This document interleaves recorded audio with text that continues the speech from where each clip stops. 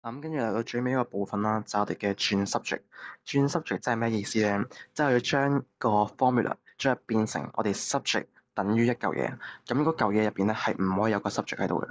譬如你見到我哋118題啦，我哋要將右邊呢個 formula 將佢轉做 r 做個 subject。咁即係我哋要將佢轉成一嚿嘢，就係 r 等於一嚿嘢啦。而呢嚿嘢入邊係冇任何 r 喺度嘅。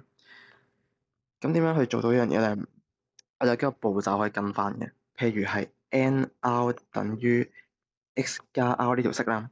我哋第一步要將所有 subject 嘅 term 全部擺晒喺左邊先。有 subject 嘅 term 即係譬如係呢個 n_r 同埋呢個 r，全部都係叫做有個 r 喺入邊嘅。咁將佢掉晒去左邊啦，咁就會係 n_r 再減 r 等於 x。然之後你見到左邊咧係 n_r 減 r，全部都有個 r 喺度嘅。咁即係我哋可以抽個 r 出嚟啦。將個 r 抽出嚟，剩翻就係 n 減一，右邊照寫翻落嚟。最尾一步咧，左邊係 r 乘 n 減一，咁我哋可以將呢個 n 減一掉翻過對面嘅乘變除，變成左邊係 r 啦，右邊就係 x 再除翻 n 減一咁嘅樣，咁我就成功將佢變成一嚿嘢，係得翻個 x 同埋 over n 減一，即係右邊完全係冇 r 喺度嘅，咁就叫做做完呢個轉 subject 嘅一個步驟啦。咁有時你見到冇咁簡單嘅，有時如果你見到個 formula 入邊有啲分數喺度，要點樣做咧？嗱，同我哋解方程一樣嘅。如果解方程你見到有分數嘅話咧，第一時間我將佢個分母整走翻佢先啦。譬如係第一、一、二題啦，我哋有 2m 加 n over 7等於 n 減2。我哋第一時間要將個分母整走咗佢先啦。咁即係點做咧？就係將佢兩邊乘翻個分母俾佢。乘完之後咧，呢邊約咗佢，就會得翻 2m 加 n，右邊咧就會係 7n 減14咁嘅樣。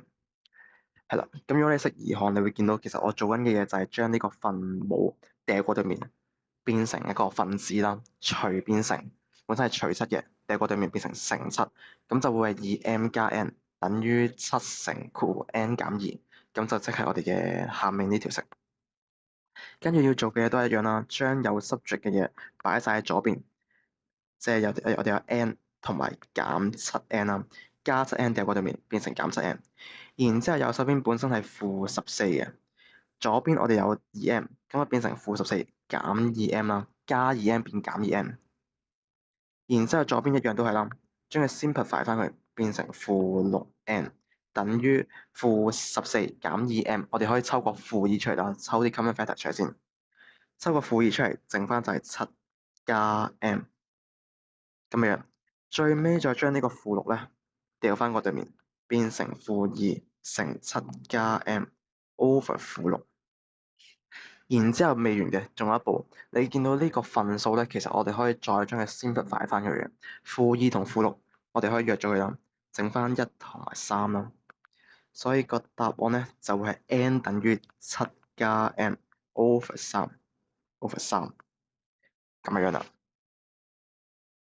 係啦，咁如果我哋有多過一個分數啦，即係例如我哋有個 formula，好似113題咁樣啦。我寫另一版啦。譬如第113題啦，我哋有條 formula 就係 m 加3 over 4等於 n 加2 over 5啦。咁平時我哋解方程，我哋要整走啲分數，要點樣做嘅咧？就係將兩邊乘一樣嘅嘢，嗰嚿嘢係要同我哋個分母可以 simplify 到佢啊嘛，可以 simplify 到晒啲分母嘅。咁嘅話，有啲乜嘢係可以 simplify 到，同時 simplify 到兩邊嘅分母咧？其實最簡單就係揾翻呢兩個分母嘅 LCM 嘅共同嘅一個倍數啦，將佢去約減翻佢。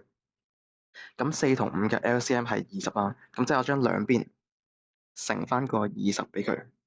咁左邊乘完20可以約到變成5同埋1嘅，右邊乘完20啦，5同20可以約成4同埋1啦。咁所以左邊咧，你會見到變成咗5乘 m 加3等於4乘 n 加2嘅。係啦，呢個就係我哋之前上堂成日講嘅一個交叉相乘。咁啊原理係咁樣嘅，你見到個結果同我哋將呢邊嘅分母乘過對面，同埋將呢邊嘅分母乘過對面嘅分子係一樣嘅。咁即係我哋最尾做嘅嘢，做出嚟嘅結果咧，其實就會係將呢邊呢個5乘咗個對面嘅分子，同埋將呢個4乘咗個對面嘅分子，就會變成5乘 m 加3等於4乘 n 加2。之後再將佢爆翻開佢啦，去到呢一步其實就已經唔難㗎啦。你識得上面啲嘢嘅話，就變成5m 加15等於4n 加8。跟住都係啦，我哋睇下要將個 n 轉成個 subject，咁就將 n 全部掉去一邊，將唔係 n 嘅全部掉埋另一邊啦。咁我將個 n 擺右手邊啦，變成4n，然之後左邊咧就係5m 加15減8，即係5m 加7啦。然之後呢個 n 前面呢個4咧掉翻個對面，乘變除，變成5m 加7 over 4。咁就變成一嚿嘢，就係 n 等於5m 加7 over 4啦。記得最尾，如果你寫到嚿咁樣嘅嘢咧，要將佢轉翻做 n 等於一嚿嘢。如果唔係嘅話，係冇個 answer 分嘅。係啦，咁就叫做做完呢一題啦。咁但係記得留意一樣嘢，就係我哋做呢個交叉相乘咧，係一定要係兩邊都係分數先至可以咁做嘅。即係只要有一嚿嘢唔係分數嘅，譬如係或者佢只要有多過一個分數嘅，譬如係1 over a 加1 over b 等於1 over c，呢個就冇得交叉相乘啦，因為有多過一嚿分數喺度嘅，左邊有兩個分數嘅，咁就唔可以做呢個交叉相乘嘅。